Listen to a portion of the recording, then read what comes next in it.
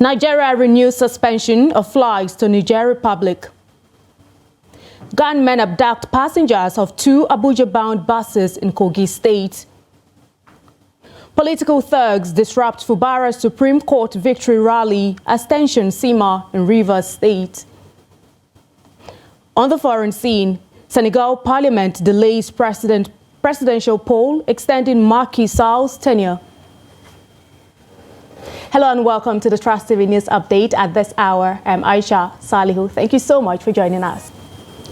The federal government has renewed the suspension of commercial flights from Niger Republic to Nigeria and from Nigeria to the nation's northern neighboring country by the Economic Community of West African States resolution. This resolution was put forth by ECOWAS in response to the events in Niger Republic on July 26, 2023, when the democratically elected President Mohamed Bazoum was ousted in a coup and replaced by the military junta led by General Abdurrahmani Tichani.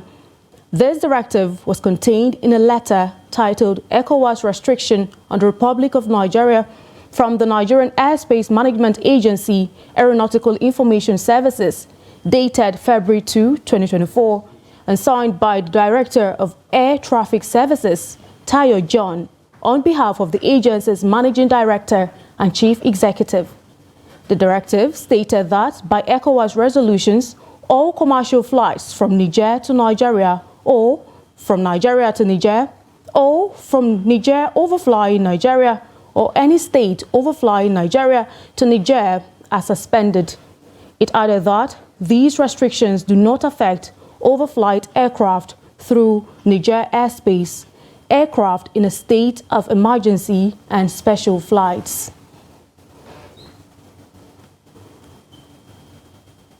We now have joining us live from Abuja, we have Dr. Abdurrahman Abu Hamisu, who is a political scientist and commentator. Thank you so much for joining us on the news update, Doctor. Thank you for having me. Now, does this renewal of suspending commercial flights to the Niger Republic represent the continuation of hostility between the Nigeria, ECOWAS, and Niger? I'd like to hear your take on that. When you say hostility, I don't get it, because I don't even understand that we are in conflict with Niger and that we have any issue with Niger, apart from the fact that the Nigerian military seized power, and then the people were happy about that very particular seizure of power. And if I get it right, there is nobody that has appointed Nigeria as the policeman of West Africa or Africa indeed, to warrant hostility between us and Niger. That is one. Secondly, Niger is a part of ECOWAS, and whatever that is going to happen ought to have happened within ECOWAS.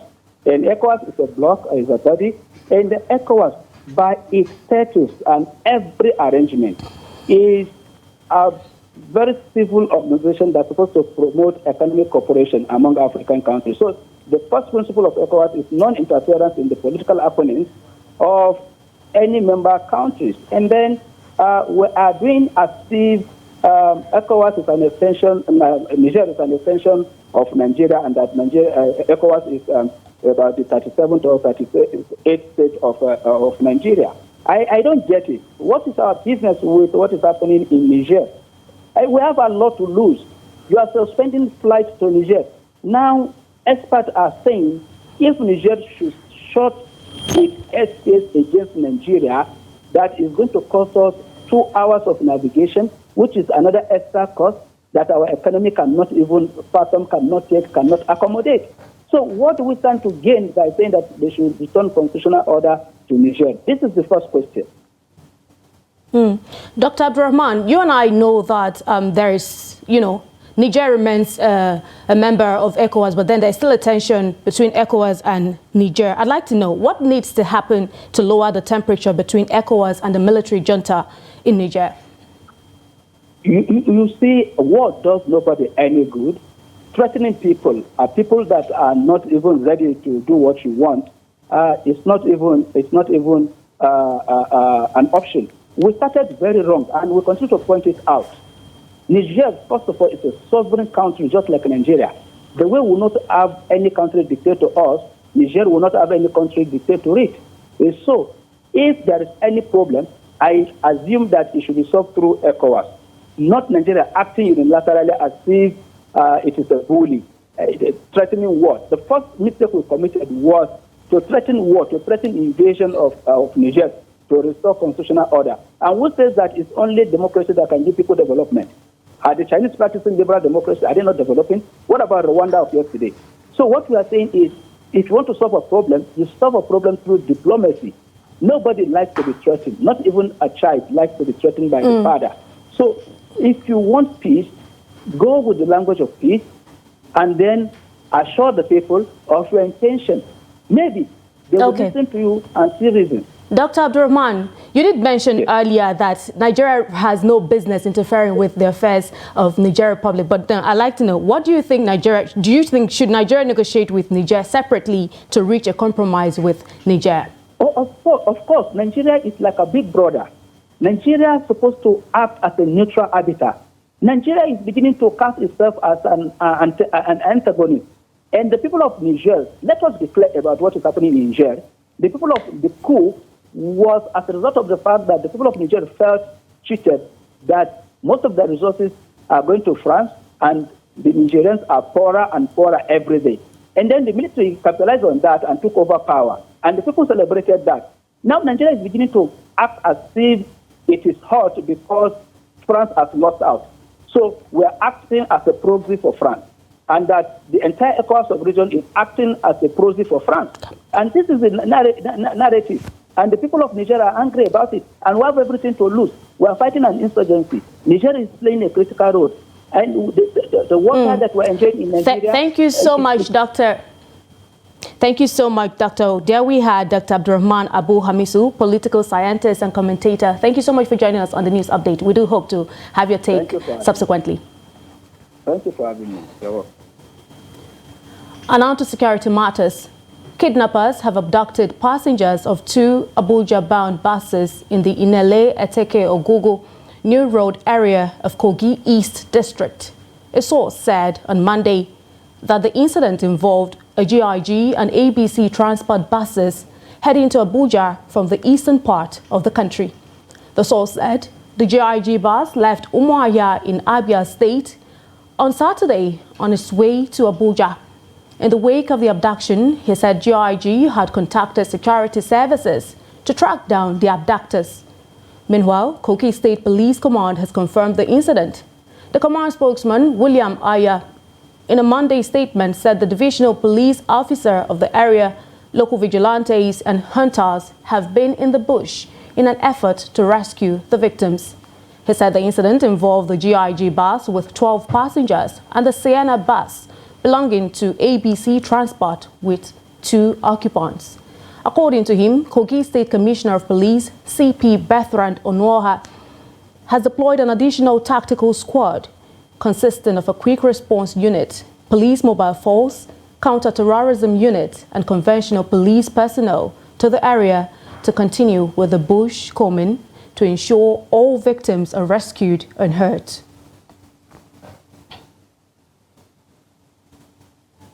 And still on security matters, 4 persons have been killed and others sustained gunshot injuries in various cult clashes in Abeokuta, the Ogun State capital. They were killed at different locations in Abeokuta, the state capital, at the weekend when members of rival cult groups engaged one another. Police authorities, in the wake of the development, arrested 11 suspects in connection with the violent clashes. The spokesperson of the Ogun State Police Command, Omolola Odutola, who confirmed the development, said those who died included members of Aye, Eye, and Bukana confraternities. The clash started on Thursday when a suspected leader of the Aye confraternity, simply identified as Dari, was shot dead in front of his house in the Ijeja area of the Abeokuta metropolis in Abeokuta South local government area of the state. An eyewitness said Dari, who was popularly known as Oloba, was shot dead on Thursday evening by suspected members of Bukana confraternity. The police spokesman said one Sheung Elewode, a member of the Aye cult group, was killed during a shootout between rival cult groups in the Adeon area of Lafenwa, Abeokuta. And now to Anambra State. The police command has declared one Inspector Audu Omadefo wanted for murder. This was disclosed in a press statement issued by the command spokesperson, DSP Tochukwu Ikenga, on Tuesday. Ikenga urged members of the public with information on his whereabouts to report to the nearest police station, although details of when, where, and how the murder was committed were not disclosed. The command, however, assured all that any information given shall be treated with utmost confidentiality. And now to political matters. A rally held to commemorate Governor Siminalayi Fubara's Supreme Court victory in Rivers State in Ahoda West local government area turned tumultuous as youth, purportedly acting under the directives of the council chairman, vandalized canopies and chairs at the original venue designated for the event. Subsequently, the organizers relocated the program to an alternate site where the council chairman later appeared to address the allegations, eventually allowing the rally to proceed without further disruption. Despite the initial attempt by these individuals to disrupt proceedings, the event drew an impressive turnout with past and current lawmakers, commissioners, and the governor's representatives in attendance. Sokari Goodboy, the leader of Governor Fubara's supporters in Ahoda West, and one of the 4 assembly members aligned with him, called upon the presidency and the police high command to take cognizance of the provocative actions witnessed.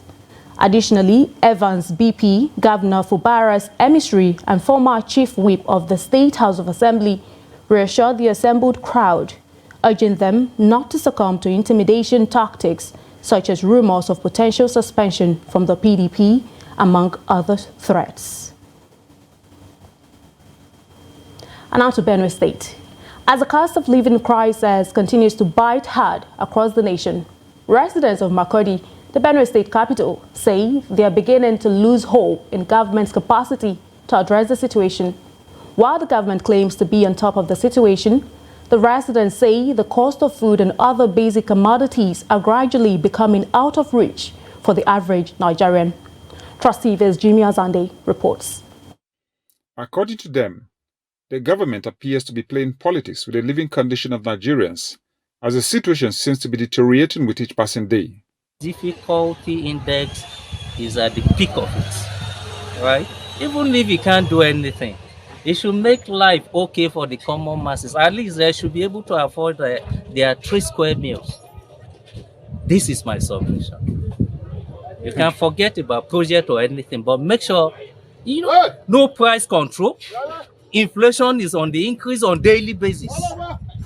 If this is not taken care of, at a point it will generate a full-scale war because the masses are not happy. The cost of living down is very, very hard. Nothing to do, no work. Because of the fuel. Because of that, people that are no longer working their vehicle. Most people park their car. They manage bike. Some group of people will buy bike. Maybe they will use together to manage buy 2 liters in a week to the office. So they no longer use their cars. They park their car at home. So now, for us to eat now is very difficult for us. Although the economic crunch is not restricted to Nigeria, other nations of the world are experiencing some. They, however, believe there is a role the leaders can play to make Nigerians feel better. The war we have around the world, especially Russia, if that war did not stop, and the sanction against Russia did not stop, we are not going to get it better all over the world. If you can see right now, France, the same thing, they are in problem. When you look at France 24, you will see they came out, their farmers protesting high cost of living. There's some people who will be saying that we have a refinery, we have this, we have diesel. They have more than 20 refineries in France, where they are talking of cost of living, food diesel, petrol. How long Nigerians will wait for things to change for the better can only be determined by prosperity. Jimmy Azande, Trust TV News, Makurdi. You're watching the news update on Trust TV. Still to come in part 2. Gombe blacksmiths adopt modern methods to stay afloat, preserve craft. We'll bring you insight and details of this story and more after the break. Don't go away. This is Trust TV, documenting the Nigerian story. Welcome back and thank you most kindly for staying. But if you're just joining us, this is the news update on Trust TV. Now let's take a look at a recap of some of our top stories. Nigeria renews suspension of flights to Niger Republic. Gunmen abduct passengers of 2 Abuja-bound buses in Kogi State. And on to more stories. Nigeria's national grid again collapsed late Sunday morning, leaving 20 power stations offline and Nigerians without connection to power for several hours. The grid fell significantly from about 3,852 megawatts at 6 a.m. to as low as 59 megawatts at noon on Sunday. Chamundabeng, in this report, speaks to an expert who recommends ways the frequent grid collapse could be addressed in the face of a biting economy. Over the last 13 years, Nigeria has experienced well over 200 partial systems failures, a situation the International Monetary Fund says cost Nigeria an estimated $29 billion, which is 5.8% of its annual gross domestic product. Nigeria's power grid has a generating capacity of 22,000 megawatts. Despite this, the country has only been able to generate an average of about 4,000 to 5,000 megawatts, which serves a population of over 200 million citizens. The blackout, which occurred following the collapse of the national grid, was the first in 2024, and based on the speculations of experts, this is only the first of many to come this year. A fundamental problem that we have not addressed till date is the liquidity problem. And it's getting complicated more and more as a result of the consistent fall in the value of the naira. That's a fundamental issue.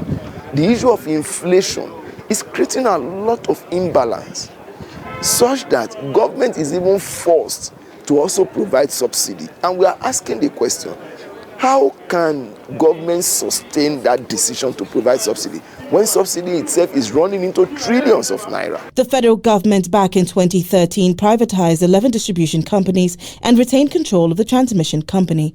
Despite the move by the federal government, Nigeria's power sector has seen little to no improvement. To address the challenges in the sector, several experts have advocated the reversal of the privatization policy or the decentralization of generation, transmission and distribution of power supply. Government went into privatization policy with the mindset that the system will improve. But you see, mindset is one thing. The implementation of the mindset is another thing. The query we need to raise is whether the policies have supported the decision to go on privatization, or the implementation supports the policy itself. The effects of Nigeria's poor power supply and consistent partial systems failure can be seen in the losses faced by Nigerians who find themselves discarding foods that were not properly preserved due to lack of electricity, as well as the struggles several businesses deal with. In the face of high inflation, subsidy removal and forex challenges, the brunt of the cost is usually felt by the final consumer. Chamun Dabeng, Trust TV News, Abuja. Blacksmiths, traditionally associated with crafting metal objects through forging and shaping in Gombe State, say they are adopting modern techniques in order to stay afloat. This follows the technological advancement in the trade, which has threatened to send them out of business should they stick to the old methods. Hassan Kohli reports. In Gombe State, blacksmiths are innovating and adapting to contemporary demand to ensure that their craft remains relevant and does not go into extinction. These include using locally made product in an innovative way that will serve the people's needs. I am crafting a pressing iron that uses charcoal. It is cheaper and easy to work with. This is helping us to save the profession from going into extinctions. As our elders are passing on, we must come up with innovative ways of modernizing the craft and earning a living from it too. 25-year-old Lawan Hamza is indeed taking part in finding a balance between the craft and the demands of the 21st century. I am crafting this to simplify cooking for our local people. People don't need to buy expensive electric cookers now. It has been my ambition for a long time to create this, and I am happy I have. This stuff uses electricity, and it will last for generations, as no one knows when electricity will be replaced by other alternatives. If government provided us with modern technologies, we will become more productive. These blacksmiths believe that by combining tradition with innovation and adapting to evolving market trends, the profession can continue to thrive in the modern era, ensuring the preservation of their craft for future generations. Hassan Kohli, Trust TV News, Gombe. The Senate is considering an upward review of the 5.79 billion naira revenue target of the Nigeria Customs Service from the second half of the year to save the country from further borrowings. The chairman of the Senate Committee on Customs, Issa Jibrin, stated this during a meeting with the Comptroller General of the Nigeria Customs Service, Adewale Adeniyi, and top management of the agency. Jibrin, who was emphatic on why revenue-generating agencies must up their game to improve the economy, also noted that the Senate is putting customs under pressure to exceed the 1,600 employment benchmark in order to help the nation address the high rate of unemployment. Responding to questions from the lawmakers, the Customs CG said the service is seeking approval from the government to allow them to give waivers to owners of smuggled cars to allow them regularize payment of their customs duties. He disclosed that those in possession of vehicles illegally imported into the country or are to pay duties have a 3-month window to go to Customs House for assessment and payment of duties. This, he assures, will be done after adequate publicity to ensure that those in such a situation can get their vehicles regularized through payment of duties.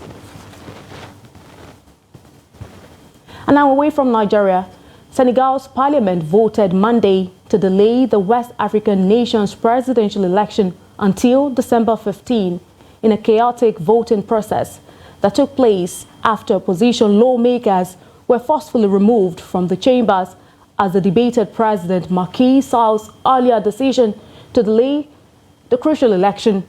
Security forces stormed the legislative building and forcefully removed several opposition lawmakers who were trying to block the voting process on the unprecedented delay of the presidential election, initially scheduled for February 25. The adopted bill extends Sall's tenure, which was due to end on April 2, until a new election. Authorities on Monday restricted mobile internet access amid growing protests by opposition supporters against the delay. As the lawmakers debated the bill, security forces fired tear gas at protesters gathered outside the legislative building. Many of the protesters were arrested as they poured into the streets of the capital, Dakar, burning tires and criticizing the country's leader on Monday. 2 opposition parties filed a court petition challenging the election delay. It was not clear what would become of their request for Senegal's Constitutional Council to direct the continuation of the electoral process. The Constitutional Council has the responsibility to take decisions that will bring calm to the country and save our nation from this somber period, which is really an insult to the Senegalese people. In sports, Lionel Messi has defended himself after local fans booed Inter Miami because he missed a pre-season friendly in Hong Kong. The Hong Kong government said Messi was contracted to play at least 45 minutes. Supporters in a near-capacity crowd of 38,323 at Hong Kong Stadium each paid more than $1,000, an equivalent of 101 for a ticket.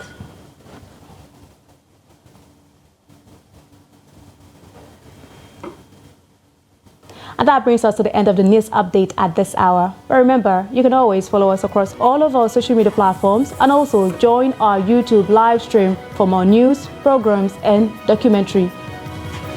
I'm Aisha Salihu. Thank you so much for watching, and I'll see you again.